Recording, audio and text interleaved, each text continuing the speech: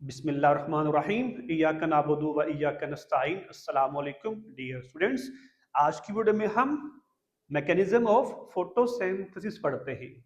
Board के point of view से इंतहाई इंपॉर्टेंट क्वेश्चन है, कई बार बोर्ड के एग्जाम में रिपीट हो चुका है, तो इसको आपने मेरे बेटे जरूर याद करना है और वीडियो को आपने एंड तक लाजमी देखना है।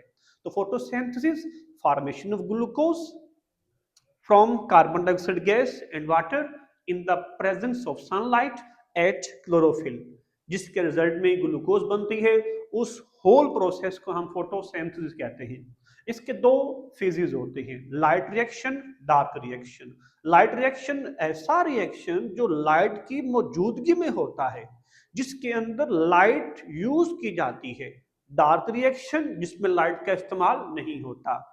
डजंट मीन टू से कि ये रिएक्शन अंधेरे में परफॉर्म होता है। इसको हम डार्क रिएक्शन इसलिए कहते हैं क्योंकि इसमें लाइट इस्तेमाल नहीं होती, हालांकि ये भी दिन के वक्त हो रहा है, ड्यूरिंग डे टाइम हो रहा होता है। जो लाइट रिएक्शन होता है ये क्लोरोप्लास्ट के अंदर कुछ मेम्ब्रेन्स होती हैं जिन्हें हम थैलाकॉइड मेम्ब्रेन कहते हैं, ये उनमें परफॉर्म होता है। जबकि स्टोमा में डार्क रिएक्शन होता है। ठीक है, ये बड़ा ही इंपॉर्टेंट शॉर्ट क्वेश्चन है, differentiate between dark and light reaction. तो let's talk about to the topic the mechanism of photosynthesis. तो देखते हैं बुक के अंदर क्या बयान किया हुआ है। तो देखिए students, light reaction require sunlight, जबकि डार्क रिएक्शन में डज नॉट रिक्वायर सनलाइट, इसमें रोशनी इस्तेमाल नहीं होती। उसके बाद जो लाइट रिएक्शन है ये थैलाकॉइड मेम्ब्रेन में परफॉर्म होता है। पढ़ा होगा आपने, ये फर्स्ट करें क्लोरोप्लास्ट है, क्लोरोप्लास्ट के अंदर ग्रेना और थैलाकॉइड मेम्ब्रेन है। ठीक है जी, और ये थैलाकॉइड मेम्ब्रेन्स जो होती हैं इनके ऊपर क्लोरोफिल की टेल होती है और ये आपस में कनेक्टेड होती है। जब सनलाइट फॉल करती है ना इनके ऊपर, तो इसमें क्या होता है, ये लाइट का इस्तेमाल करके फोटोसिंथेसिस के रिजल्ट में एटीपी और एनएडीपीएच बनाते हैं। ठीक है, ये साइट स्ट्रोमा कहलाती है और स्ट्रोमा के अंदर हमेशा डार्क रिएक्शन होता है। क्यों? क्योंकि इसमें लाइट इस्तेमाल नहीं होती, बल्कि इसके रिजल्ट में बनने वाली एटीपी और एनएडीपीएच का इसमें इस्तेमाल किया जाता है। ठीक है स्टूडेंट्स, फिर देखिए जरा, प्रोड्यूस एटीपी एंड एनएडीपीएच, ये क्या करता है, उस एटीपी और एनएडीपीएच जो बनी हुई है उसका इस्तेमाल करके कार्बन डाइऑक्साइड गैस और ग्लूकोज बनाता है। ठीक है, ये 2 से 3 पॉइंट्स हैं डार्क और लाइट रिएक्शन के अंदर। तो आपने क्या करना है जी, अगला हमारे पास पॉइंट आता है लाइट रिएक्शन। उसका जो प्रोसीजर है वो हमने बताना है। ये इंतहाई इंपॉर्टेंट लॉन्ग क्वेश्चन है कि describe the light reaction. Okay, तो ये लाइट की मौजूदगी में होता है। ये एटीपी और एनएडी को एनएडीपीएच के अंदर कन्वर्ट कर देता है। इसके अंदर 5 से 6 स्टेप्स परफॉर्म होते हैं। जो देखते हैं वो कौन कौन से स्टेप्स परफॉर्म होते हैं। आपको ये डायग्राम दिखाई दे रही होगी, ये क्लोरोफिल का मॉलिक्यूल और ये भी क्या है जी, क्लोरोफिल का मॉलिक्यूल है जो कि क्लोरोप्लास्ट के अंदर मौजूद है। ठीक है, जैसे इसके ऊपर सनलाइट पड़ती है ना, तो इसमें क्या होते हैं, वाटर के मॉलिक्यूल्स होते हैं, H2O होते हैं। ठीक है, ये लाइट इन वाटर के मॉलिक्यूल्स की ब्रेक डाउन कर देती है, उसे हम फोटोलाइसिस कहते हैं। उसके रिजल्ट में क्या होगा, इसके रिजल्ट में जो H पॉजिटिव और OH नेगेटिव अलग अलग हो जाते हैं। ठीक है, इसके साथ ये क्लोरोफिल इस लाइट एनर्जी को एब्जॉर्ब करता है और उसका एनर्जी लेवल बढ़ जाता है, हाई एनर्जी लेवल हो जाता है। ये हमें दिखाया कि ये क्या है, एनर्जी का लेवल है। अब यहां तक पहुंचकर यहां पर कुछ इलेक्ट्रॉन्स होते हैं। ये इलेक्ट्रॉन्स ट्रांसपोर्ट चेन के जरिए से एनर्जी को यहां से इस क्लोरोफिल मॉलिक्यूल के पास ट्रांसफर करते हैं। ठीक है। अब यहां से यहां तक आते हुए हमें क्या मिलती है जी, एनर्जी मिलती है, जो कि इन फॉर्म ऑफ एटीपी होती है। फिर ये भी क्लोरोफिल का मॉलिक्यूल लाइट को एब्जॉर्ब करता है, इसका भी एनर्जी का लेवल बढ़ जाता है, और यहां पर हमें क्या मिलती है जी, NADP, ठीक है, और ATP। और यहां से जो हाइड्रोजन के आयंस होते हैं वो निकल जाते हैं, और इलेक्ट्रॉन्स एब्जॉर्ब होते हैं, जो कि एनर्जी के लेवल को हाई कर देते हैं। तो यही तमाम स्टेप्स अभी हम परफॉर्म करते हैं, ठीक है। तो पहले स्टेप में आपने बताना है, व्हेन क्लोरोफिल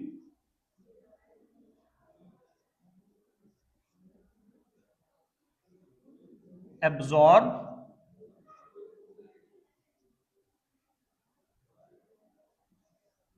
लाइट, ठीक है, तो to of its electrons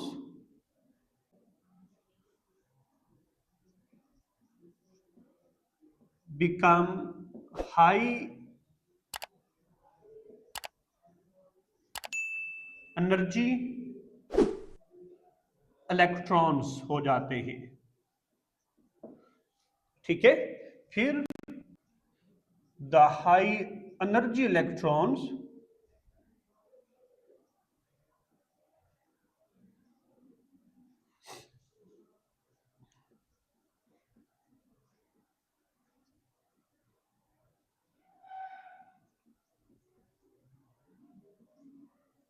released from chlorophyll, ठीक है। जब ये क्लोरोफिल लाइट के मॉलिक्यूल्स को, लाइट को एब्जॉर्ब करता है, तो दो इलेक्ट्रॉन्स होते हैं जो कि हाई एनर्जी लेवल तक पहुंच जाते हैं, ठीक है। उनमें से जो इलेक्ट्रॉन्स होते हैं वो यहां से यहां तक फिर एनर्जी को ट्रांसफर करते हैं, उस चेन को हम इलेक्ट्रॉन ट्रांसपोर्ट चेन कहते हैं, ठीक है स्टूडेंट्स। फिर नेक्स्ट पॉइंट में आप कहेंगे कि high energy electrons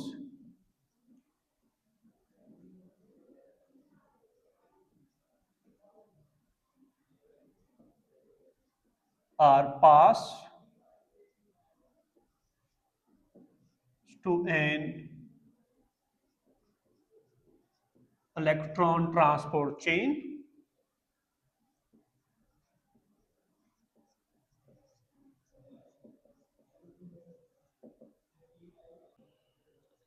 in this chain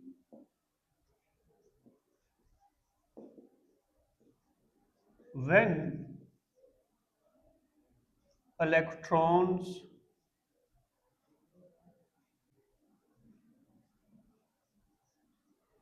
pass from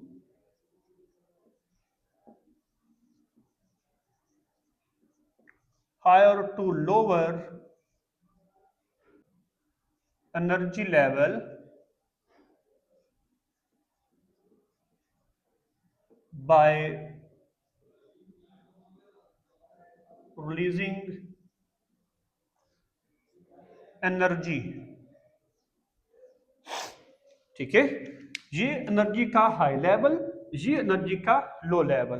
तो इलेक्ट्रॉन ट्रांसपोर्ट चेन के जरिए से ये जो इलेक्ट्रॉन होते हैं, ये एनर्जी को हायर लेवल से लोअर लेवल की तरफ ले जाते हैं, ताकि एनर्जी अगले मॉलिक्यूल की तरफ भी ट्रांसफर हो सके, ठीक है। जो क्या करती है, which is used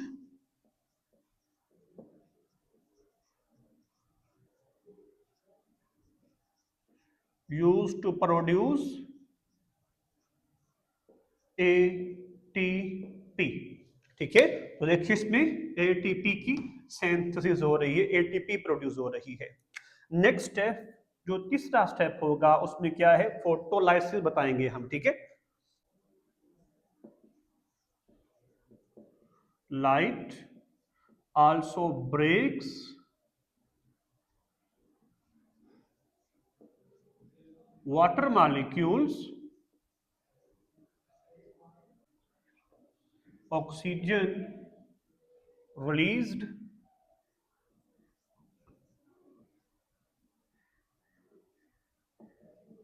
while hydrogen atoms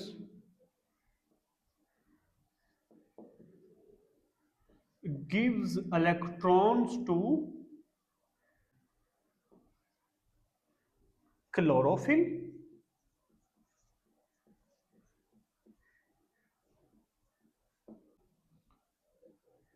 and become hydrogen ions।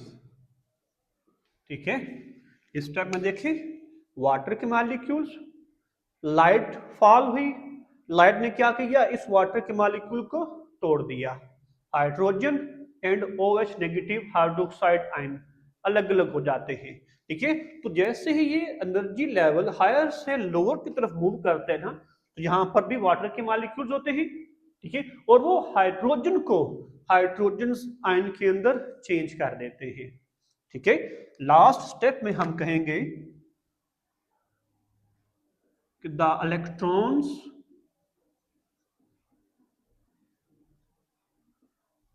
electron of chlorophyll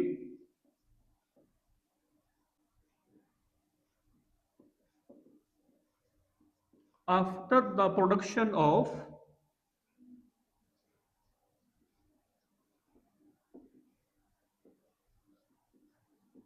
ATP, ठीक है, and the hydrogen ions of water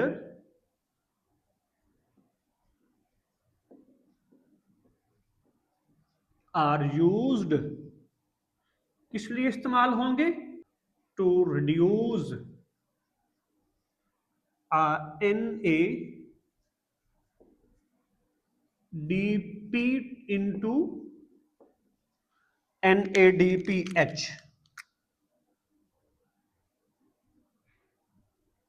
इसे हम nicotine amide adenine dinucleotide phosphate कहते हैं।